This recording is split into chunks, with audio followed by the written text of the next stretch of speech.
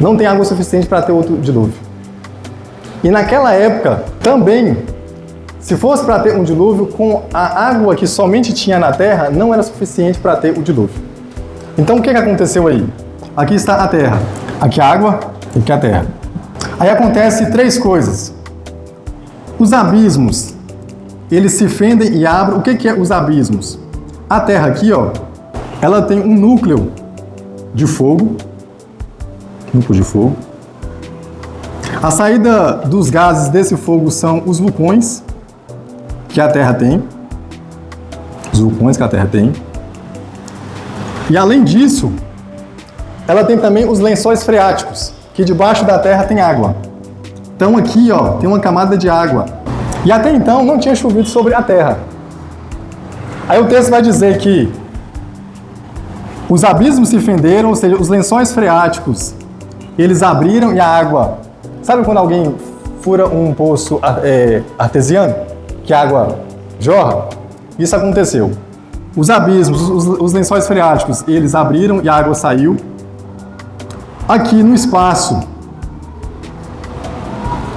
houve a chuva, que até então não tinha chovido sobre a terra, segundo Gênesis capítulo 2. E fala que as comportas dos céus, lembra daqui das águas?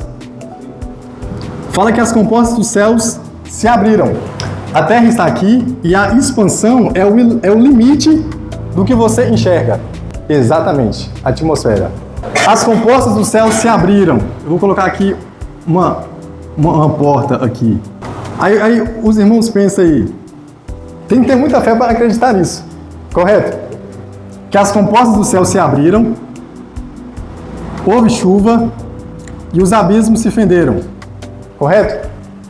Mas existe outra base para falar que essas comportas eram as águas depois da atmosfera? Tem uma base. Agora vocês abram em Jó, capítulo 38, porque vocês perceberam que as comportas do céu se abriram, ou seja, ele falou das comportas dos céus, falou da chuva e falou dos abismos. Então são três coisas. Jó 38 é uma série de perguntas que Deus faz para Jó, porque Jó indagou Deus várias vezes, aí Deus aparece para Jó e vai falar assim, Jó, já que você tem toda a ciência, todo o conhecimento, me responda algumas coisas. E aí nenhuma dessas perguntas que Deus vai falar para Jó, Deus vai dar alguns segredos sobre a criação para Jó e para nós. Aí a partir do versículo 7, verso 7, onde estavas quando as estrelas da alva cantavam juntas, está falando sobre as estrelas, e todos os filhos de Deus jubilavam? Quem represou o mar com portas quando ele saiu do ventre? Quando eu pus a nuvem como vestido e as densas trevas como fraldas? Quando eu lhe dei o meu decreto e lhe pus portas e ferrolhos? E disse-lhe, até aqui irás, mas não passarás adiante? Até aqui cairá o orgulho das ondas. Aí no versículo 37 do mesmo capítulo vai dizer assim, ó, quem pode contar as nuvens dos céus com sabedoria? Ou quem pode derramar as vasilhas de águas celestes? Vocês estão observando? Então, Deus represou essas águas aqui, ó, sobre a atmosfera. E falou, até aqui você vai e daqui você não passa.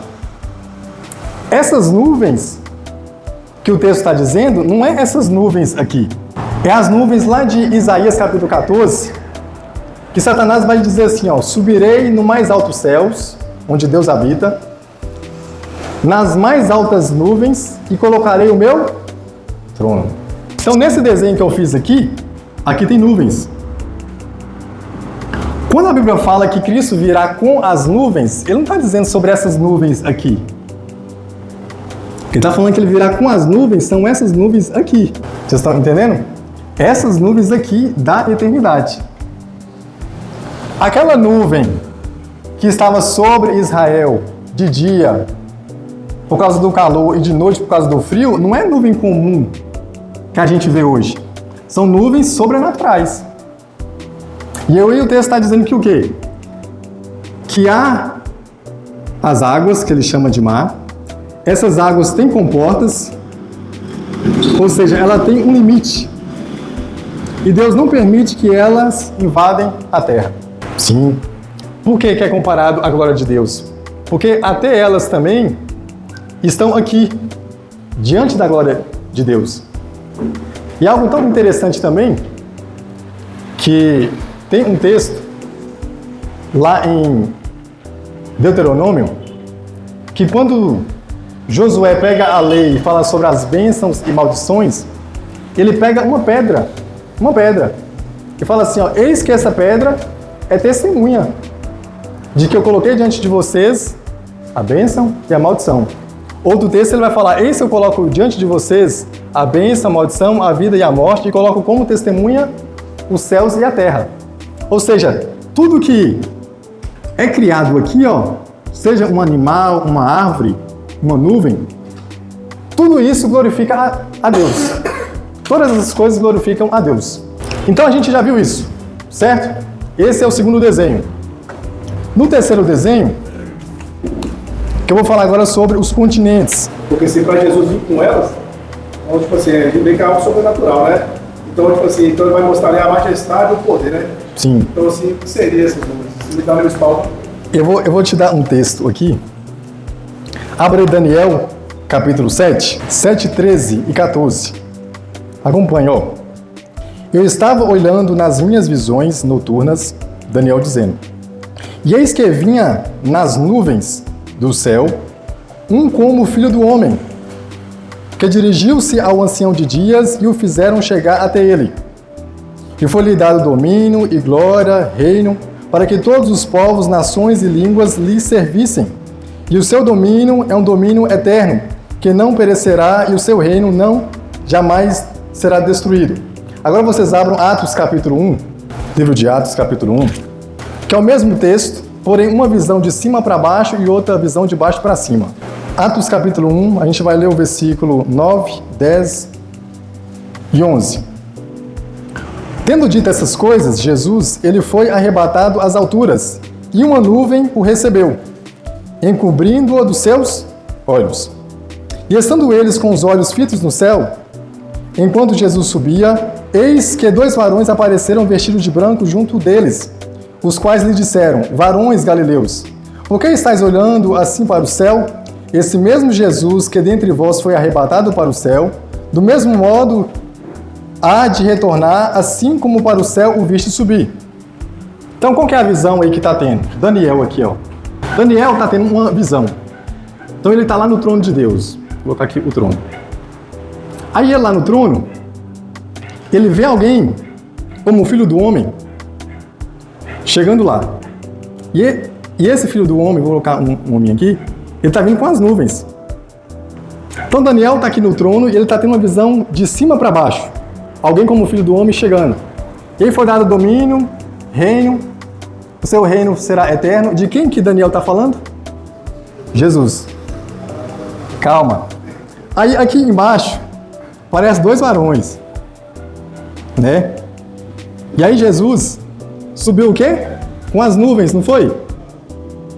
Então os discípulos aqui estão tendo uma visão de baixo para cima. Daniel está tendo uma visão de cima para baixo. No mesmo cenário. Estão compreendendo? Só que Daniel, lembra quando eu falei ontem sobre o que é, o que era e o que há de ser? Daniel, olha só onde Daniel está. Cristo ainda nem tinha morrido na cruz. Daniel já viu uma visão antecipada da glorificação de Cristo lá no trono. Nem tinha nem acontecido, mas Deus revelou para Daniel Jesus já subindo aqui, depois da ressurreição e chegando no trono. Aí essas nuvens aqui, ó, que Jesus subiu e ele chegou lá no trono com elas, vocês acham que é essas nuvens aqui? Não. Estão compreendendo? Então existem as nuvens naturais que caem chuvas e existem nuvens sobrenaturais, pelo qual Deus tem um propósito sobre elas. E essa mesma nuvem que ele subiu e Daniel viu ele aqui, é a mesma que ele vai descer também com as nuvens. Ele não vai vir em cima da nuvem. O texto vai dizer que ele vai vir com as nuvens. A questão de falar nuvem no céu, nuvem aqui que a gente vê, né? Tem uma parte também que eu vou abordar aqui sobre a questão do santuário, Na verdade, praticamente quase tudo que há na Terra, que foi criado por Deus, é sombra daquilo que já existe no céu. Isso. O projeto inicial de Deus ali, né? Dá um exemplo para vocês, sobre o que o pastor falou. Apocalipse 11:19. Lembra do tabernáculo, que Deus fez uma arca?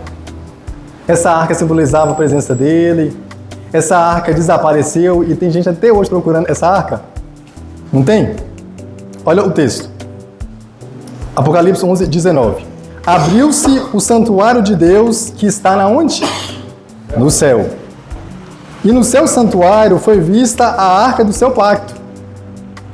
E houve relâmpagos, vozes, trovões, terremotos e uma grande chuva de granizo. Ou seja, como o pastor falou, Deus fez uma arca aqui, que era uma réplica do que existe lá no céu. Ou seja, tudo que Deus mandou, vou colocar aqui, tudo que Deus mandou Moisés fazer no tabernáculo era apenas uma réplica do que já existia lá no céu. Ou seja, o verdadeiro está aqui no santuário de Deus. O que o povo até hoje procura é uma réplica. Vocês estão compreendendo? O santuário, lembra do incensário que as almas estão debaixo? As almas estão debaixo? Esse mesmo altar de incenso está aqui no céu também, aquele altar de incenso. E aqui na terra tinha também o altar de incenso. Da mesma forma, assim como tinha um jardim lá na eternidade, Deus fez um jardim aqui na terra. Do mesmo jeito. Era uma réplica. Até porque o céu é comparado ao paraíso. O paraíso é o significado de paraíso, né? Você vai ver que é o próprio jardim, né? Só que a diferença é que o verdadeiro é muito maior. Exatamente. E bem melhor, né? Eu mostrei isso aqui para vocês, aí vocês acompanhem os desenhos. Aí a Terra aqui, ela era um só continente. O dilúvio, ele preencheu toda a terra seca, correto? Aí, depois que Noé saiu da arca, Cã, Sem e Jafé, que eles criaram descendência, há um homem chamado Nimrod na Bíblia, que era o poderoso desbravador diante do Senhor. Ele decidiu reunir todos os povos, criar uma torre para chegar até o céu. E um nome também. Ou seja, uma réplica também do que vai acontecer no milênio, ele queria fazer aqui. Ou seja, Nimrod é um tipo do anticristo aqui na Terra. Porque o propósito de Nimrod era juntar todos os habitantes da Terra em um só lugar para ele reinar. Aí o texto, agora a gente vai lá no texto. Gênesis 11, do 7 ao 9. Vou ler o 6 para ficar mais claro. Então tá lá Nimrod, com o povo reunido, construindo a torre.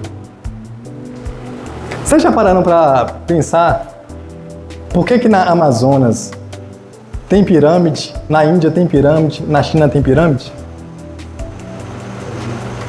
E são continentes totalmente diferentes? E tem pirâmide nesses lugares todos? Aí vamos lá. Gênesis 11:6. Vou ler o 5 também. Então desceu o Senhor para ver a cidade e as pirâmides que os filhos dos homens, ou torre, edificavam. E disse: Eis que o povo é um, e todos têm uma só língua, e isto é o que começam a fazer. Agora haverá alguma restrição para tudo o que eles intentam fazer? Agora desçamos e confundamos ali a sua língua, ou a sua linguagem, para que não se entendam entre si. Assim o Senhor espalhou dali sobre a face de toda a terra e cessaram de edificar a cidade. Então Deus espalhou esse povo sobre a terra. Deus misturou a cultura, misturou a língua, os idiomas.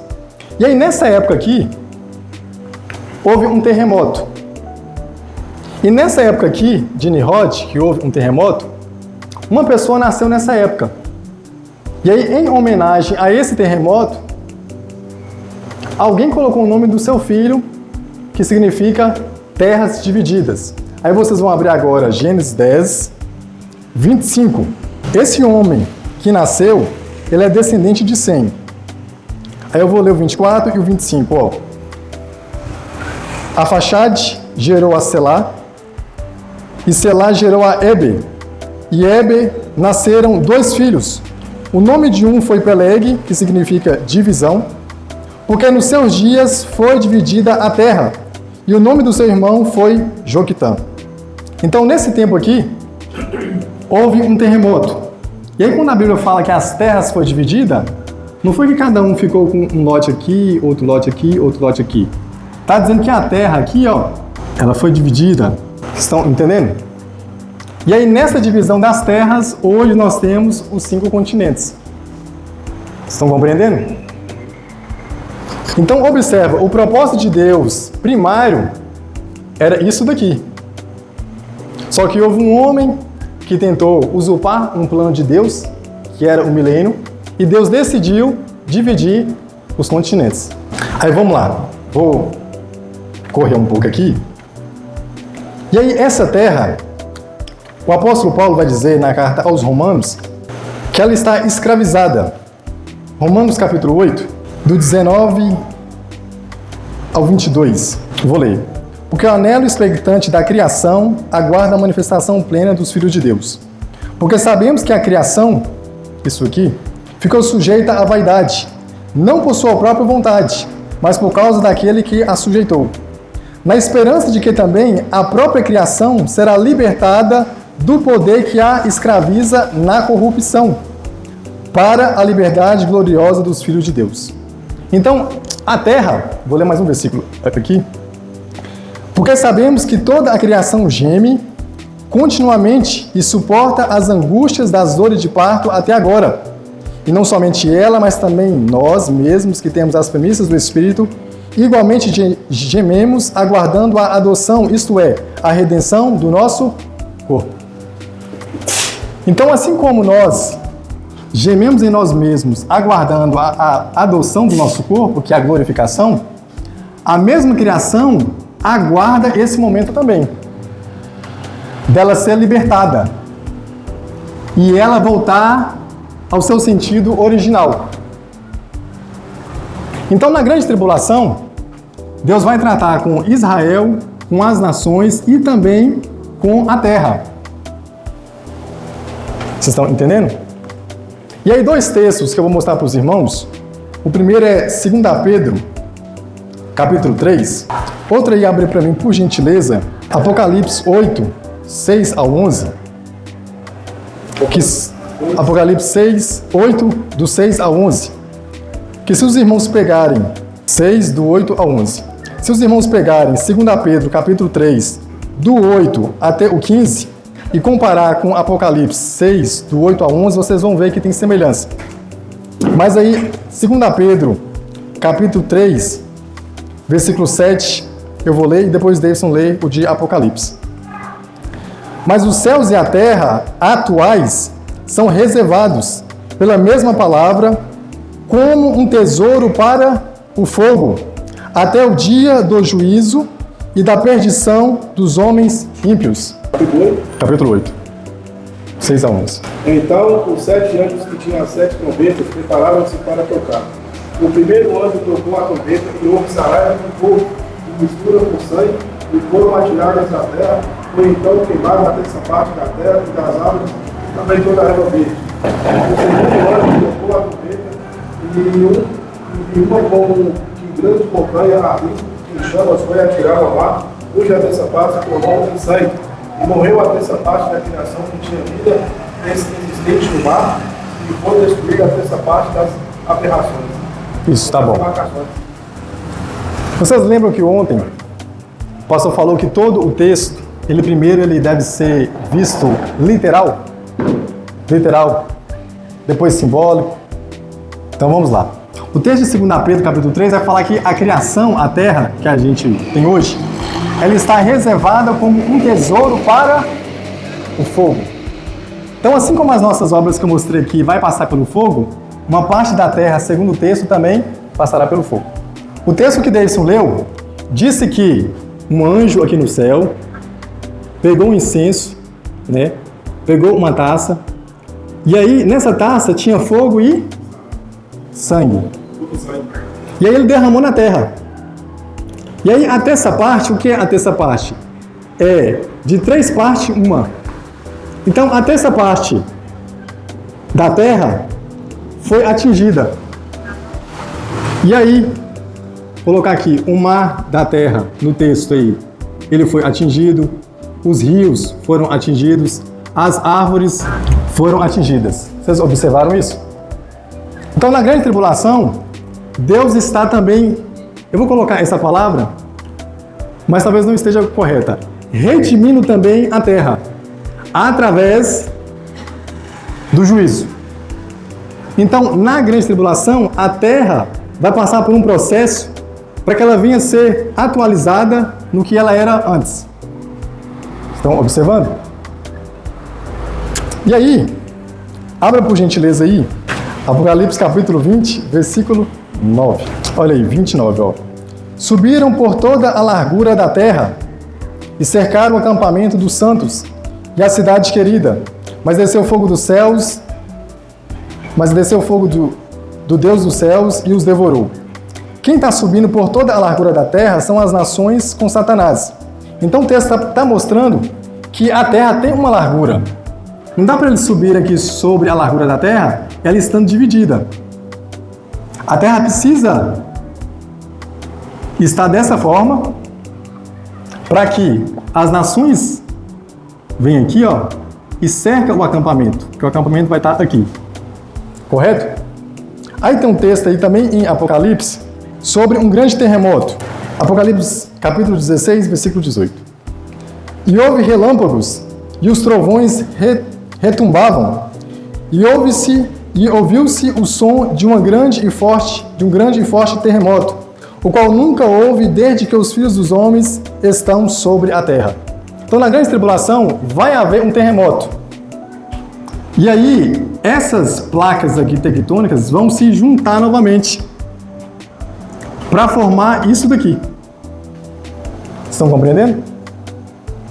Então, no milênio, que esse é o desenho que vocês estão vendo aí, certo? Que eu coloquei novo céu e nova terra, correto? Esse desenho, quem veio ontem vai ficar mais claro. A igreja foi arrebatada para a Nova Jerusalém. Essa Jerusalém, segundo Apocalipse 3,12, ela desce. Segundo Apocalipse 21, ela descia, ou seja, ela já chegou ao seu destino final. Então a gente vai ter no milênio uma Jerusalém celestial, uma terra na sua criação primária, um mar e uma terra seca, e Deus vai reinar sobre isso daqui. Jesus, né? E aí, Cristo vai estar aqui. Vocês vão ler depois Apocalipse 21. A igreja vai estar aqui.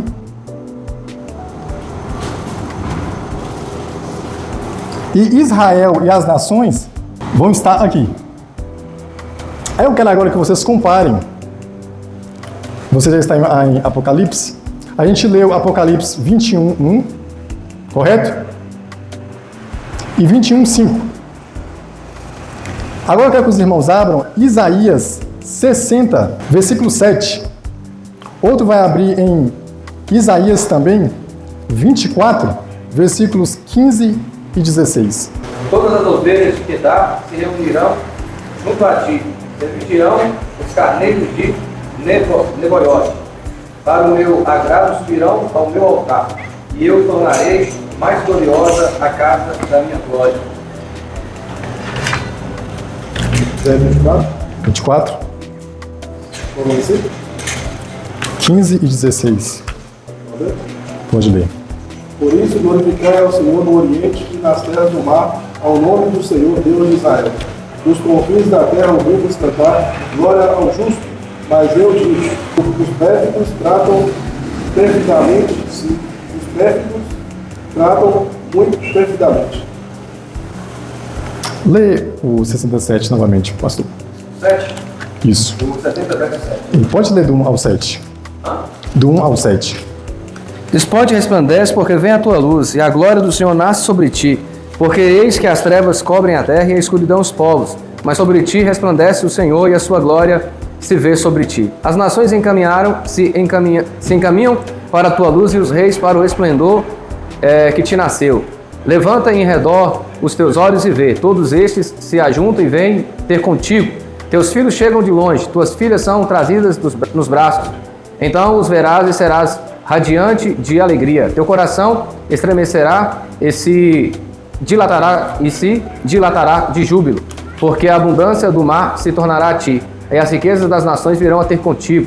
A multidão de camelos te cobrirá, os dromedários de Midian e de Efa, todos virão de Sebá, trarão ouro e incenso, publicarão louvores do Senhor. Todas as ovelhas de Quedar se reunirão junto a ti, servir-te-ão os carneiros de Neboiote. Para o meu agrado subirão ao meu altar, e eu tornarei mais gloriosa a casa da minha glória. Isso.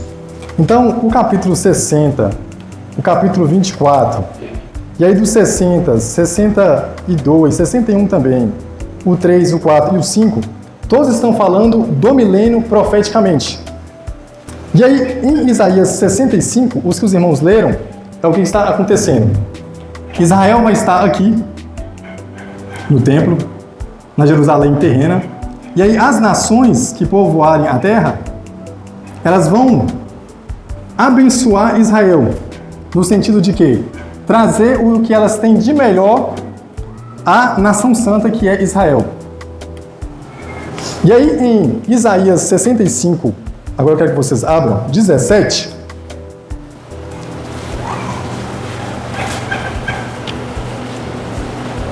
vai dizer assim, ó: porque eis que eu crio novos céus e uma nova terra, e as coisas passadas já não serão lembradas, nem serão trazidas à memória. Mas vós alegrareis e vos regozijareis perpetuamente naquilo que eu crio. Pois eis que crio para Jerusalém e para o seu povo regozijo. E me deleitarei em Jerusalém e me exaltarei no meu povo. E nela nunca mais se ouvirá voz de pranto, nem voz de clamor. E ali nenhuma criança morrerá com poucos dias, nem um ancião morrerá sem cumprir os seus dias, porque o mais jovem morrerá aos 100 anos, e o pecador que morrer antes de 100 anos será amaldiçoado. E construirão casas e nelas habitarão, plantarão vinhas e comerão dos seus frutos. Já não edificarão para que outros habitem, nem plantarão para que outros comam, porque os dias do meu povo serão como os dias da árvore, e os meus eleitos desfrutarão por longos dias das obras das suas mãos. Então esse texto está falando sobre a vida que as pessoas vão ter no milênio. E eu não sei se vocês observou, ele falou: eis que crio novos céus e uma nova terra. Correto? Aí Apocalipse 21:1, ele vai dizer, o apóstolo João. Apocalipse 21:1. E vi um novo céu e uma nova terra, porque já o primeiro céu e a primeira terra passaram, e o mar já não existe. E aí o versículo 5. E aquele que estava sentado sobre o trono disse: eis que faço novas todas as coisas. E disse-me: escreve, porque essas palavras são fiéis e verdadeiras. Todo o texto que a gente vai ver sobre novo céu e nova terra, a gente não vai ver Deus criando outra coisa. Vai ver que ele diz: e vi novo céu e uma nova terra. Quando ele fala novo céu e nova terra, significa que ele vai pegar aquilo que ele criou e vai transformar. Lembra quando Deus falou para Jeremias descer a casa do oleiro? E aí tinha um oleiro trabalhando com barro. E aí ele viu que o barro que ele estava ali na mão estava fazendo um vaso e o vaso quebrou. O oleiro pegou outra massa de argila para fazer outro barro? Para fazer outro vaso? Exatamente, não foi? É a mesma coisa que vai acontecer aqui. Deus vai pegar o que ele já criou e vai transformar. Lembra que nós aprendemos aqui, lá em Gênesis capítulo 2, que fala assim, ó: e Deus descansou no sétimo dia de toda a sua obra que criara e fizera? Ou seja, tudo que Deus tinha de criar, ele já criou. E toda a sua criação que foi deturpada, manchada, ele vai dar uma oportunidade de ser transformada, renovada. Por que eu estou dizendo isso? Olha o texto aí de Hebreus, capítulo 4, 2 e 3. Porque tanto a nós como a eles foi anunciado o Evangelho, porém a palavra que eles ouviram não lhes valeu de nada, pois não a misturaram com a fé, a qual é peculiar àqueles que a ouvem. Quanto a nós, os que cremos, entraremos no repouso, tal como ele disse: na minha ira jurei, não entrarão no meu repouso, embora as suas obras estivessem concluídas desde a fundação do mundo. Então, todas as obras que Deus criou, aí agora a gente vai ter que olhar aqui dois verbos. Porque tudo que Deus criou já são concluídas desde a fundação do mundo. Só que, lá em Gênesis capítulo 2, verso 1 e 2, alguém lê? Vai ter dois verbos, criar e fazer. Criar do inexistente e fazer do existente. Esse verbo, esse que faço, ele não está falando de criar do inexistente, ele está falando do criar do existente. Então ele vai pegar o que já existe e vai transformar. Parar e acha. Isso. Meu tempo já acabou, mas na folha, meus irmãos, todos os versículos aí sobre como será o milênio, tem uma parábola, que é a parábola do joio e do trigo, que vai falar também sobre o milênio. Tem também o propósito da igreja no milênio. Tem Israel como uma nação de sacerdotes. E aí eu coloquei como uma tarefa: leia Zacarias do 12 ao 14, que vai falar justamente sobre o milênio. Falta um assunto, mas